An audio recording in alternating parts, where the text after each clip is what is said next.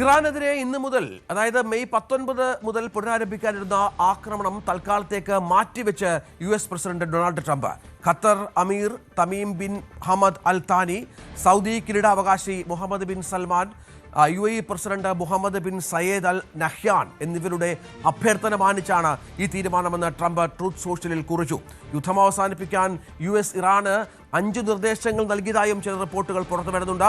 ഇറാന്റെ യുറേനിയ ശേഖരം US-ലേക്ക് മാറ്റുന്ന അടക്കമുള്ള നിർദ്ദേശങ്ങൾ കൈമാറിയെന്നാണ് വിവരം പുറത്തു വരുന്നത്. ഏതായാലും നിർണായകമായ നീക്കം ട്രംപിന്റെ ഭാഗത്തുനിന്നുണ്ടാകുന്നു എന്ന് വേണം കാണാൻ. ഒരുപക്ഷെ ഇന്നു മുതൽ ട്രംപ് ആക്രമിക്കും ഇറാനെ എന്ന തരത്തിലുള്ള സൂചനകൾ കഴിഞ്ഞ ദിവസം പുറത്തു വന്നിരുന്നു. ഇതിനിടയിലാണ് ഇപ്പോൾ ഇത്തരം ഒരു സമാധാന വഴിയിലേക്ക് ട്രംപ് തിരിയുന്നത്. വിനോദ് ഏറ്റവും പുതിയ വിവരങ്ങളുമായി ചേരും. വിനോദ്, ഇപ്പോൾ പശ്ചിമേഷ്യയിൽ ഒരുപക്ഷെ സംഘർഷം പുനരാരംഭിക്കാനുള്ള സാധ്യതകൾ തെളിയുന്നുണ്ടായിരുന്നു. അതിനുള്ള നിരവധി ലക്ഷണങ്ങളാണ് കഴിഞ്ഞ കുറേ ദിവസമേ ഉണ്ടായിരുന്നത്. അത് താൽക്കാലത്തേക്ക് ഒരു ശമനമെന്ന് കരുതാമോ? രഞ്ജിത്ത്, സർവനാശമെന്നായിരുന്നു കഴിഞ്ഞ ദിവസത്തെ ട്രംപിൻ്റെ ഏറ്റവും ഒടുവിലത്തെ ഭീഷണി. പക്ഷേ ഏറ്റവും അവസാനമായി അദ്ദേഹത്തിൻ്റെ ഒരു പ്രഖ്യാപനം വന്നിരിക്കുന്നത് ഇനി ഇറാനിലേക്ക് യുദ്ധമില്ല, അത് താൽക്കാലികമായി അവസാനിപ്പിച്ചിരിക്കുന്നു എന്നാണ്. വെടിനിർത്തൽ തീരുന്നത് എന്നാണ്.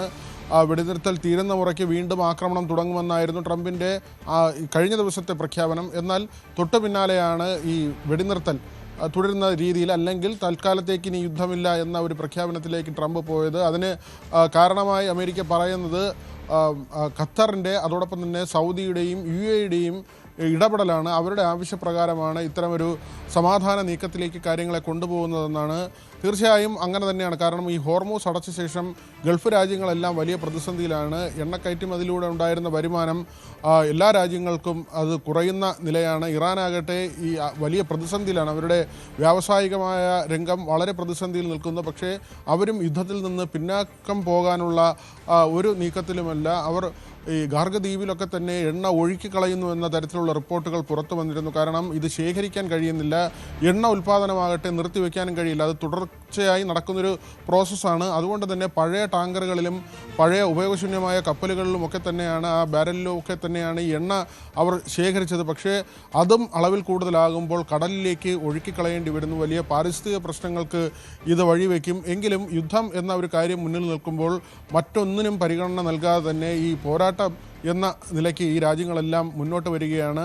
അതിനിടയിലാണ് ഈ 3 രാജ്യങ്ങളുടെ സമ്മർദ്ദമുണ്ടായതിൻ്റെ അടിസ്ഥാനത്തിൽ അമേരിക്ക ഇപ്പോൾ യുദ്ധത്തിലേക്ക് പോകുന്നില്ല എന്ന ട്രംപിൻ്റെ പ്രഖ്യാപനം. അതേസമയം 5 നിർദ്ദേശങ്ങൾ ഇറാന് മുന്നിലേക്ക് വെച്ചിട്ടുണ്ട്. അതിൽ ഏറ്റവും പ്രധാനപ്പെട്ടത് സമ്പുഷ്ടീകരിച്ച യുറേനിയം അമേരിക്കയ്ക്ക് കൈമാറണമെന്ന ആവശ്യമാണ്. നേരത്തെ റഷ്യ ഈ ഒരു വാഗ്ദാനവുമായി രംഗത്ത് വന്നിരുന്നു. കാരണം ഇപ്പോൾ 40% സമ്പുഷ്ടീകരണമായിട്ടുള്ളത്. അത് 90% എത്തിയാൽ ആണവശക്തിയായി മാറും. അത് അണ്വായുധം നിർമ്മിക്കാൻ കഴിയുന്ന തരത്തിലേക്ക് മാറ്റപ്പെടും. അവിടെയാണ് ഈ യുറേനിയം തങ്ങൾ എടുത്തുകൊള്ളാമെന്ന ഒരു കാര്യം റഷ്യ അഭിപ്രായമായി മുന്നോട്ട് വയ്ക്കുന്നത്. റഷ്യയുടെ സഹായത്തോടു കൂടിയാണ് ഈ യുറേനിയം സമ്പുഷ്ടീകരണം നടക്കുന്നത്. അത് തങ്ങൾ തിരികെ എടുക്കാമെന്ന് പറഞ്ഞെങ്കിലും ഇറാൻ അതിന് വഴങ്ങിയിരുന്നില്ല. മാത്രമല്ല അമേരിക്കയും അതിനോട് വലിയ താല്പര്യം പ്രകടിപ്പിച്ചിരുന്നില്ല. മറിച്ച് അമേരിക്കയ്ക്ക് ഇത് ആവശ്യമുണ്ട്, അല്ലെങ്കിൽ അമേരിക്ക ശേഖരിക്കാം എന്ന നിർദ്ദേശമാണ് മുന്നോട്ട് വെച്ചിട്ടുള്ളത്. പക്ഷേ ഇപ്പോൾ ഈ യുദ്ധം ഇനി തുടരില്ല എന്ന ഒരു പ്രഖ്യാപനം വന്നതോടുകൂടി തന്നെ അത് വിപണിയിൽ പ്രതിഫലിച്ച് തുടങ്ങിയിട്ടുണ്ട്. ക്രൂഡിൻ്റെ വില കുറയുകയാണ്. ബാരലിന് $100 താഴെ എത്തുന്നു. നമുക്കറിയാം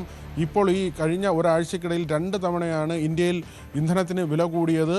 നേരത്തെ 3 രൂപ വീതം പെട്രോളിനും ഡീസലിനും 2 രൂപ CNGക്കും കൂടിയിരുന്നു. ഇന്നിപ്പോൾ 90 പൈസ വീതം വീണ്ടും ഇന്ധനത്തിന് വില വർദ്ധിക്കുന്ന സാഹചര്യമുണ്ടായി. അങ്ങനെ ഒരു വർധന വന്നത് തന്നെ യുദ്ധത്തിൻ്റെ പശ്ചാത്തലത്തിലായിരുന്നു. ഓഹരി വിപണിയെയും വലിയ തോതിൽ ബാധിച്ചിരുന്നു. പക്ഷേ ഇപ്പോൾ $100 താഴെ ബാരലിന് ക്രൂഡ് വില എന്ന നിരക്കിലേക്ക് വരികയാണ്. വിമാന കമ്പനികളും ടിക്കറ്റ് നിരക്ക് കുത്തനെ ഉയർത്തിയിരുന്നു. അത് ഈ ഇന്ധന വില തന്നെയായിരുന്നു അതിന് കാരണമായത്. പക്ഷേ സ്വർണ്ണവിലയിൽ ഇന്നിപ്പോൾ മാറ്റമുണ്ട്. സ്വർണ്ണവില ഉയരുകയാണ്. തീർച്ചയായും അങ്ങനെ മാറ്റങ്ങൾ സംഭവിക്കുന്നു. ഡോളർ താഴേക്ക് പോകുന്നു. എണ്ണ വിലയിലുണ്ടാകുന്ന താഴ്ച ഡോളറിനെ സ്വാധീനിക്കുന്നതെന്നാണ് ഇപ്പോൾ മനസ്സിലാക്കേണ്ടത്. ഏതായാലും ഖത്തറിൻ്റെയും സൗദിയുടെയും അഭ്യർത്ഥന പ്രകാരം US-ന് 5 നിർദ്ദേശങ്ങളടക്കം നൽകിയിട്ടുണ്ട് എന്നും മനസ്സിലാക്കുന്നുണ്ട്. എന്തായാലും പശ്ചിമേഷ്യയിൽ സമാധാനം കുറച്ചുകൂടി നീണ്ടുപോകും എന്ന് നമുക്ക് പ്രതീക്ഷിക്കാം. ഏതായാലും ഇറാന് ആണവായുധങ്ങൾ ഒരിക്കലും സ്വന്തമാകില്ല എന്നുള്ള തരത്തിലാണ് ട്രംപിൻ്റെ ഭാഗത്തു നിന്നുള്ള വിലയിരുത്തലുകൾ വരുന്നത്. അത് ഇറാനെ ഏതെങ്കിലും തരത്തിലൊക്കെയുള്ള പ്രശ്നങ്ങളിൽ കുടുക്കുക എന്നുള്ള നിലപാട് കൂടി ട്രംപിൻ്റെ ഭാഗത്തു നിന്ന് ഉണ്ട്. ആശങ്ക വിട്ടൊഴിഞ്ഞിട്ടില്ല എങ്കിൽ പോലും ഈ ട്രംപിൻ്റെ നിർദ്ദേശങ്ങളുമായി ബന്ധപ്പെട്ട് ഇറാൻ്റെ പ്രതികരണം എന്തായിരിക്കുമെന്നാണ് കാത്തിരുന്ന് കാണേണ്ടത്. കൂടുതൽ വാർത്തകൾക്ക് News 18 Keralam YouTube channel subscribe ചെയ്യുക.